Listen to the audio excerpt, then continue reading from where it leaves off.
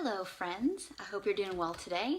So when it comes to our nutrition counseling and coaching and therapy sessions, I know most of us were probably taught to set up goals, and not that goals are bad, but what I've recognized over the last 13 years is that getting it a little bit more down to the heart level instead of just mostly the cognitive level seems to be more successful for people. And so let's talk about why. Again, you know who I am, Tracy Brown, somatic nutrition dietitian and attuned eating expert, and we're going to talk about how do you want to go about and how does it feel when you're talking about goal setting versus values. So we're going to pull in a little bit of ACT today with our nutrition work. What sparked this thought for me? I mean, I had my kind of concept of what I wanted to talk about today, but a client kind of drove it home this morning when we talked about how certain things were feeling. So it was very obvious from our work together over the last about 6 weeks that something that's super important to this client, her nervous system, her other mental health concerns, which seem to be getting better, by the way, because of adequate nutrition. This is why we're needed, is that, what she's finding is that she gets the containment.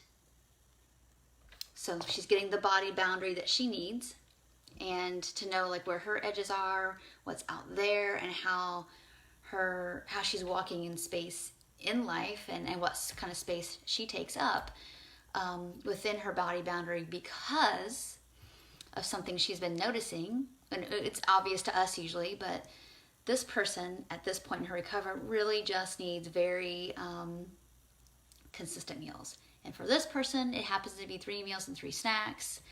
She also needs to plan them the night before.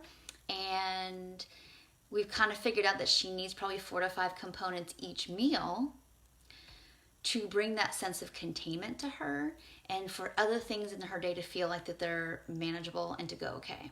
Now, all of that sounds like goals, right? Okay, I need you to eat 6 meals a day and multiple components and not wait too late in the day to get going and blah, blah, blah.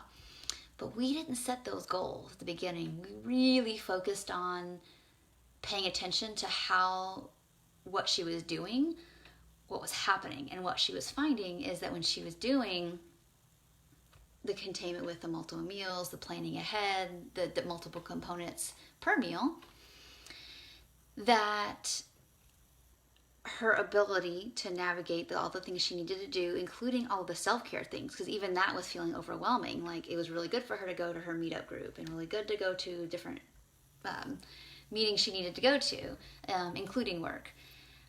But those all felt kind of impossible to get there without the structure around the food. And then we also noticed that she was really struggling around sleep. And sleep was a big linchpin in her getting going with her food in the morning the next day as well. I didn't set any of these goals for her, by the way. These are all things that felt obvious to me in looking at like what was her eating. But all we did was really focus on 2 things. How is what you're doing impacting your sense of groundedness and okayness? And how is this impacting you? And what have you noticed with even just a little bit of something different? So anyway, that's how we came around to like getting to her values, which are to like really just mostly just feel grounded in her life and have a clear sense of being able to use the food and her increased energy as a tool to do the things she wanted to do. She's very much into being able to be very clear about what's diet culture and what's not, because she's easily influenced, and that's really important to her. So those values help create these food changes, not like let's make these food changes and because that's good for you. So I hope we got to the same thing, but it came to a place when we started with what she wanted and how she wanted to feel, noticing what was either creating that or taking her away from that, and that was it. So I hope this video helps you kind of get clear about the difference between goal setting and values, and seeing when you come from a value-based place, that it's a little easier for people to get on board with doing some hard things. And now this client grounds herself before meals. actually eats before she goes shopping to make the shopping experience not so sensory overwhelming for her, which when it's not sensory overwhelming, she can make broader decisions, which she really enjoys because she's a good cook. So all these dominoes start to fall in place. So, and this works for everybody. This works for people on their own. This works for families. So, for me being as mom, my values are really is not to have meals rushed. I don't care if it's McDonald's. I'm still going to sit down and eat it, and eat in a way that we feel connected and calm.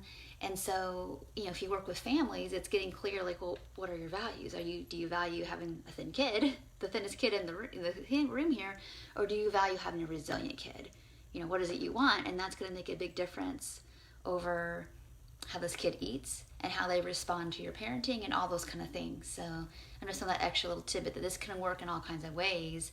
And that's why those early conversations about what people feel important and continuously checking in with that are very important. So thank you all so much for watching. And I hope this gives you another distinction of what the difference is between like non-diet nutrition therapy and even kind of standard dietetic stuff.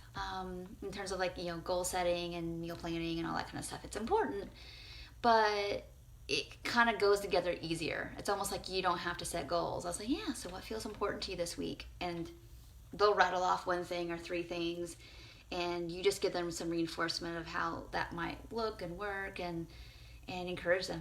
So thank you all so much, and I'll talk to you this week. And I want to thank all of you for voting on my new website name. I really appreciate it. That will be the name. I figured that's what you'd all say. That's what I wanted. But I came down to 2 options, so I appreciate your feedback. And if you need something else or is this something that you're interested from me, please let me know. Have a great day and take care. Bye.